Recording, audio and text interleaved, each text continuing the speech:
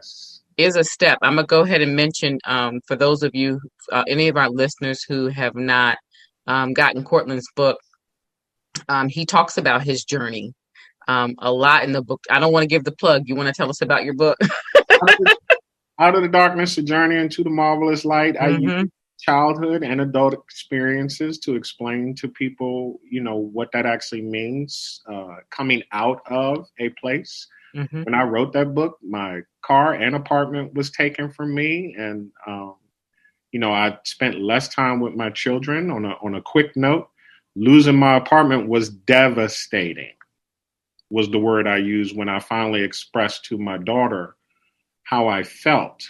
It devastated me. And I felt like I grieved the entire time I was with my mom, and my children were growing up. And it wasn't until my daughter was on her way to college that I realized I wasn't always there mentally and emotionally. So when you Mm-hmm. see me celebrating my children on Facebook and celebrating my life, it's because I know where I've been.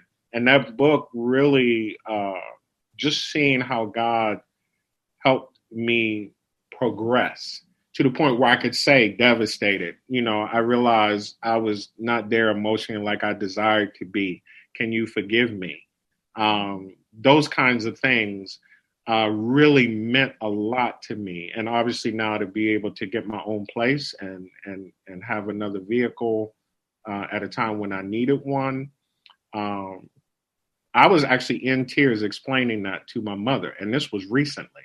Mm-hmm. And so for me as an individual, talking about that book, like I call that my first child now. I've published a few books, but that book still has a lot of meaning to me because Out of the Darkness truly was an experience. For me, it wasn't like I didn't want to just impress people with my Bible knowledge. Anybody who knows me knows that's not what I'm trying to do. I really wanted people to have an experience where by reading the book, they would feel like they had their own encounter with God and would want to actually read the Bible. And I remember the day you told me, "Oh my gosh, Colin, I had to put your book down and go back and read." That's exactly what I did. Because anybody who knows you have Bible knowledge, but you broke it down in Out of the Darkness in such a way that it made you hunger to go back and look and say, wait a minute, he saw that story a little differently. Let me go back and read that again. And so I just thought Out of the Darkness is a good example of your openness first of saying, that you dealt with some darkness. Yes. Um, and some hurt and then currently what you're doing and how that's turned your life around and you're seeing the other side of it just in 2020 for those of us who are listening as we begin to come to a close. I'll be honest with you, and I've shared with you, when back in March when they were talking about this pandemic and all these people were going to die and everybody was stuff like that, I can tell you the emotion that I felt was fear, and I am not ashamed to say that I was scared. Yeah. And you work with me and connected with me, and my devotional Fearless, which is lowercase fear and less. It was on Oh, wow. purpose. The very first entry is a 21-day devotional. My very first entry was, Lord, I'm scared. I ain't got no other way to say that, but I'm scared. I was scared for the well-being of my family, my parents. Who's going to get this? Are my children going to be all right? Are we just, because we didn't know anything at that particular moment. It was to the point, Cortland, where I could not turn on my television, because everything on the television was talking about this is going to be bad. This Yeah. many people are going to die. I mean, I physically in my body could not cope with hearing that information. And so my prayer was, God, how do I get through this? And what he said to me was it was my journaling. It was writing down and Yeah. first saying, admit where you are. Admit where you are, and then reach out to me for how to deal with that. So my goal was to fear less. And so now, yes, I can listen to news reports. Now they're still not saying great things, Right.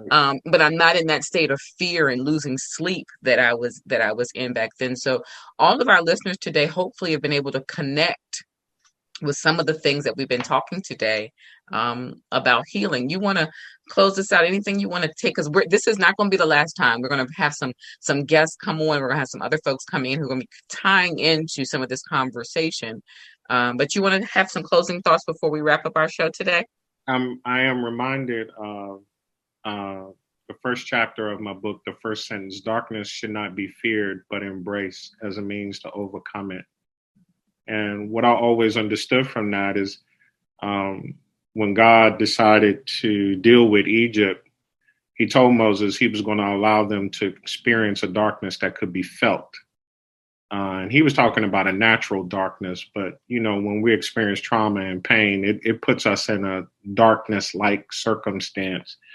And experience has taught me I move through it better when I allow myself to feel it and just learn how to cope with it and deal with it instead of resist it or be in denial about it. And journaling has helped me tremendously. Obviously, prayer and grace has aided me as well. But I would just encourage everybody to get to a point where you can embrace the reality of the darkness and learn how to just navigate it and be okay with the process that involves the journey towards healing.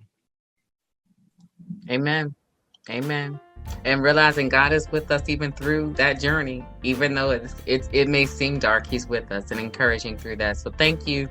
Thank you so much for that. This has been, it's always great to connect with you and talk with you about, different topics that are going on in the village. But this, so our village needs a little healing right now. Yep. And so to talk about that has been really great. So let's give our thanks. To our listeners. Always. Thank you, listeners, for our following. We appreciate everyone who comes regularly to hear what we have to share.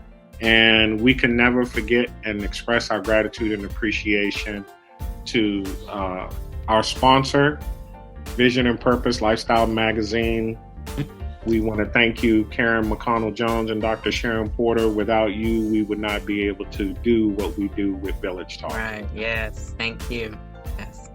All right, guys. So until we are here second and fourth Sundays, until our next episode, we thank you for listening to us. This has been Shauna Felton King and Courtland Jones here with Village Talk, where we highlight the views and voices of the community. Take care. Thank you for joining Village Talk Podcast with hosts Courtland Jones and Shauna Felton King. Village Talk is a VMP media production. Join us every second and fourth Sunday at 4:00 p.m. Eastern Standard Time for a new episode. Village Talk, highlighting the views and voices of the community.